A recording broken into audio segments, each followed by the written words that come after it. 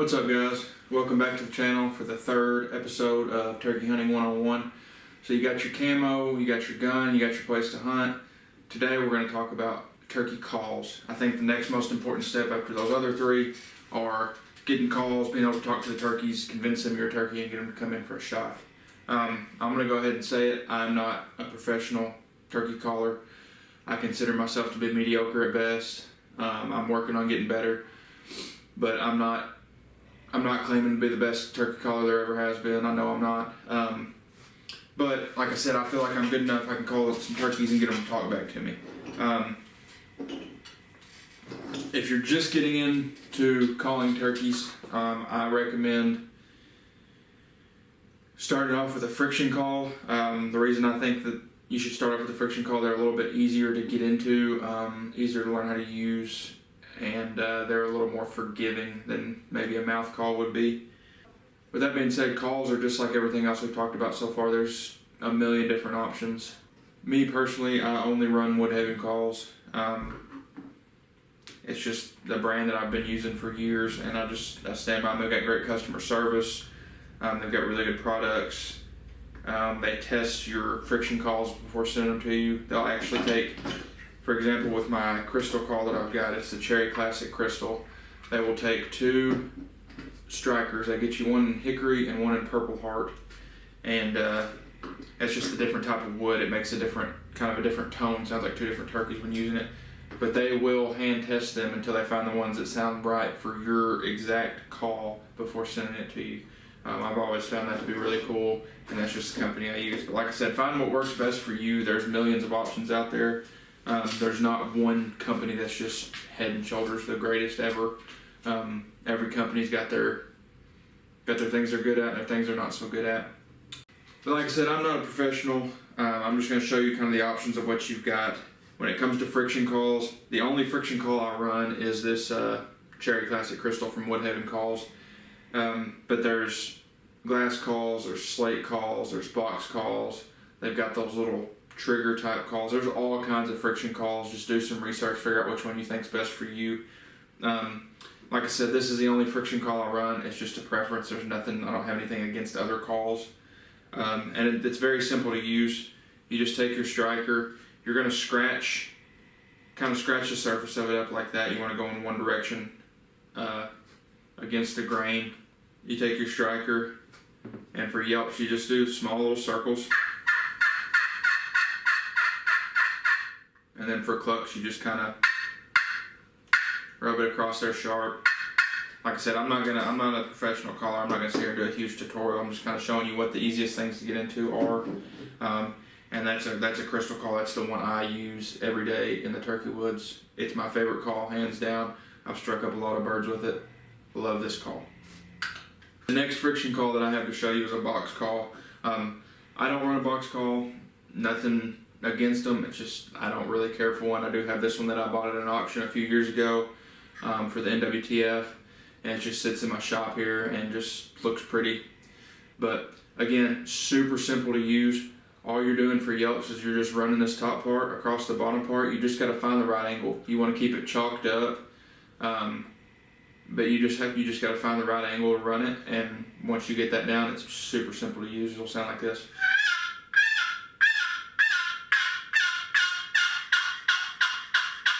And then if you're clucking, a good suggestion is to keep your thumb right here and just kind of hit it. But like I said, I don't run a box call. Maybe there's a better way to do it. Real simple, real easy to get into, not too much to it. Now you've got your mouth calls, and there as many friction calls as there are, there's 20 times as many mouth calls. You're gonna have different cuts. I've got 3 here. They're all from Woodhaven. And I may get the cut wrong. I don't really know what you call them. I think this one's called the Ghost cut. And then this white one here is like a snake cut, or maybe a V or something. I'm not exactly sure what you call it. And then this one was called the Hammer. And they're all going to do different things. So you just want to find what works best for you. I suggest buying a 3-pack. Woodhaven sells 3-packs. You can get them at Academy. I think you can get them on their website. I think you can even get them at Walmart. I know like Primos, They'll sell a multi-pack, and it's got all the different cuts in it, and you just try and figure out which one you like the best. Really what the cuts do is it just depends on how the air comes out of your mouth when you're blowing the call, in order to make it make a different noise. So like, for example, this hammer, most of the air is going to come out my right side when I'm using it, and this is what it'll sound like.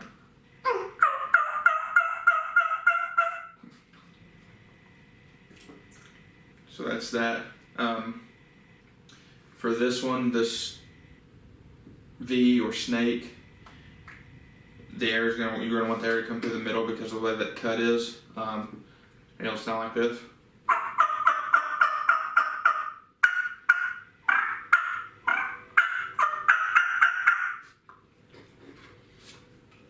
That was actually probably the best I've ever done on that call. That sounded pretty good in my opinion.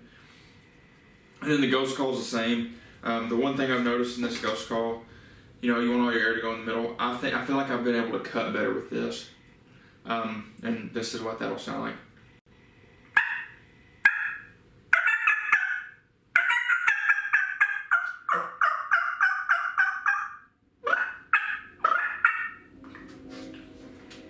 So anyway, like I said, millions of calls, millions of options. Find what's best for you. If you have any questions, feel free to reach out to me. There's all kinds of videos on YouTube that will better explain how to use these calls. For me, I'm just kind of going into depth of what you need to get started in turkey hunting. And I'm not going to do a call tutorial. I'm not the best caller in the world. But the hunting public did just do one with Mike Pentecost from Woodhaven Calls, and it's a really good video for mouth calling. So those are some of your options for turkey calls. Like I said, just try it. Try a bunch of different ones. Figure out which ones work best for you, and it'll help you have more success in the woods. All right, so you got your turkey calls, but they're not always the right call to use to try to hear that long-beard goblin. And what I mean by that is you don't always want to give away your position. Usually when you yelp at a gobbler and he answers you, he knows exactly where you're at, and he may be coming right to you. And you may not be in the perfect position to get set up, or you may want to try to get closer to him if he's on the roost or something like that. So that's where locator calls come into play. I'm sure if you've been starting to get interested in turkey hunting, you've heard the term locator call.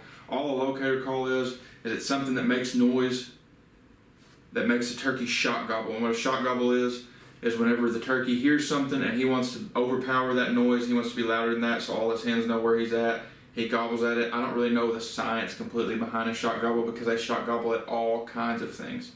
But some of the most common things that they shock gobble at are owls, crows, peacocks, geese. So really it just depends on where you're hunting, what kind of other wildlife are out there, as to what kind of locator call you might want to use. I only use 2 different locator calls, and that's owl and crow. Here I've got 2 owl calls and 1 crow call, and honestly, this crow call I use every so often, but I don't really ever use these owl calls, and the reason why is because I use my voice. And I'll kind of demonstrate that here. I'm not very good at it, but turkeys gobble to it, so it doesn't really bother me. But this is what it's going to sound like. You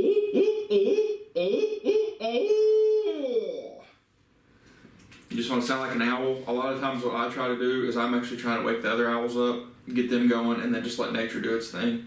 But I'm going to just show you guys kind of what these are. This is the Primo's Hoot Flute. It sounds really good. I've got plenty of birds to gobble with it in the past when I was younger. And I'll show you what it sounds like. You've got 3 holes, 2 here and 1 here, and they kind of make the different tones. But in my opinion, you just want to cover all 3 of them up because that's the only one that sounds like a true owl.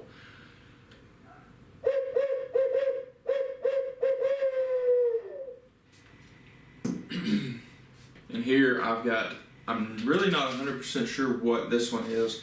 It's a nightingale, and I just noticed that today when I was getting ready to do this video that it was a nightingale. It's so old, it's really worn. My dad gave this to me. I've never been able to figure it out. If you have one of these, please reach out to me and let me know how you run it, because I've had trouble getting it to sound like an owl, but I know if I could figure it out, it's going to sound really good. I'll kind of give you an example of what it sounds like when I'm using it.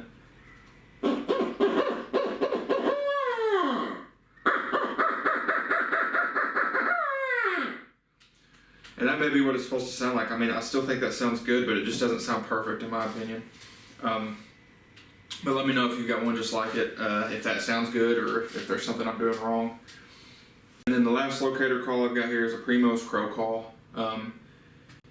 Typically the owl call is early to mid-morning, and then after that it's crow all day long for me. If I'm trying to locate a gobbler in the afternoon, only time I use the owl call after mid-morning is right at dark, trying to find one roosted.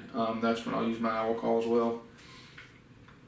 But a crow call, I mean, it is what it is. It's a crow call. Like I said, this is a Primos crow call. I'll show you what it sounds like.